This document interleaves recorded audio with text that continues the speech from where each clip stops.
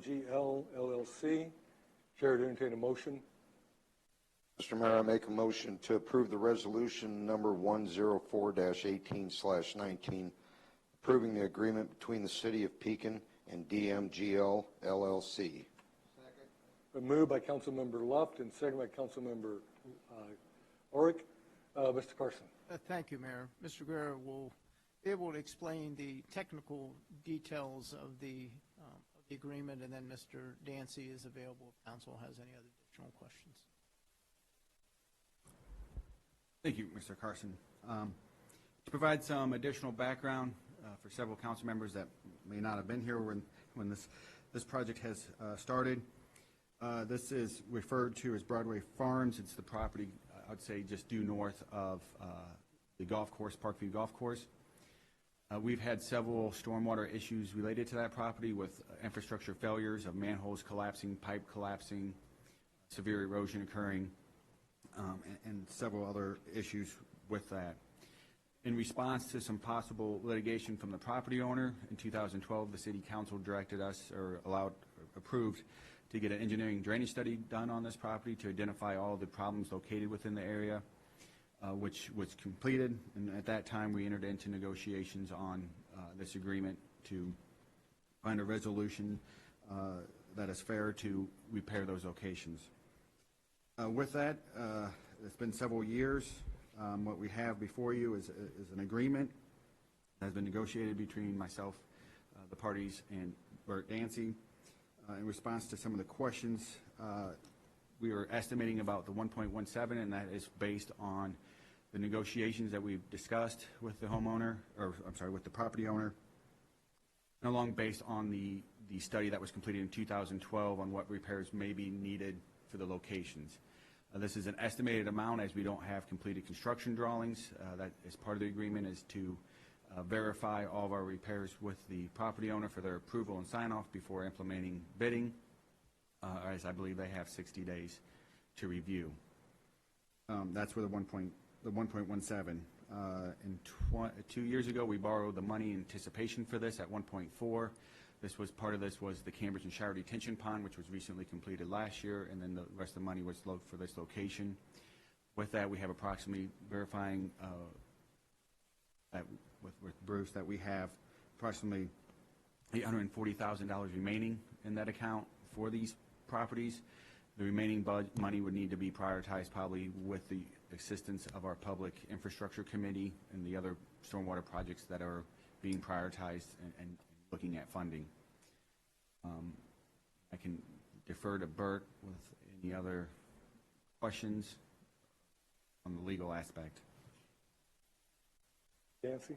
All I would say is that this is an example of working together to solve a problem, landowner and the city. Process of doing that and meeting the developer's needs while taking care of problems, some of which the city had responsibility for, saving money over what a straight repair would have been, and set the stage, hopefully, some development in the future. So I just thank Mike and Val and Mr. Lippi and his engineer for the hard work that went into it. It's an extensive agreement down to a lot of engineering detail, clearly in the city and the landowner's best interest. Mr. Guerra, I know that we're dealing with one property owner here, good-sized piece of property, but there are properties that border this that are possibly in danger of some problems if this is addressed. Is that correct? That is correct. One location, we had several sections of pipe collapse into the ravine and the water rerouting itself towards some other properties not associated with this landowner. And with the additional study that we performed, we conducted the whole basin down to Parkway, so there's a few other locations that need to be addressed. That's outside the terms of this agreement. But yes, if we don't address them, the problems, just like any other stormwater problems, they continually get worse, and our infrastructure continues to fail at this location. Thank you. Councilmember Orick. Mr. Guerra or Mr. Dancy, either one. There's going to be numerous projects have to be bid out to get this work completed. Is that correct? That is correct. There's several locations. I want to say approximately 12 locations that we agreed to, possibly 13.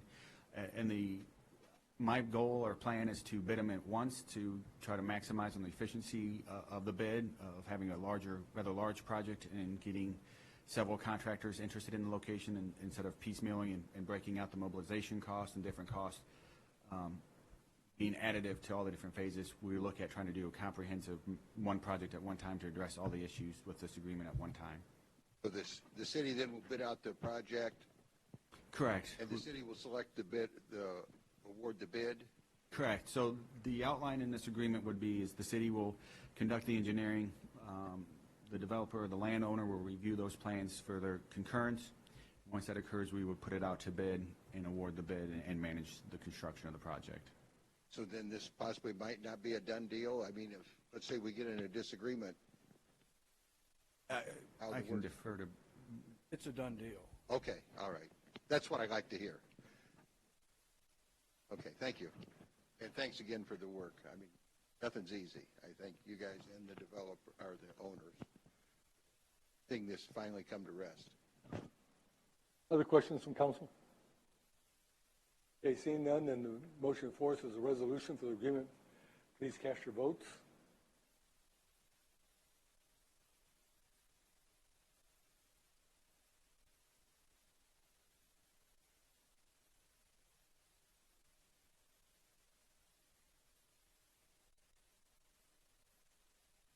And we have unanimous vote, therefore the majority votes in the affirmative, and the motion is adopted. Next item of business is the supplemental motor fuel tax resolution. The chair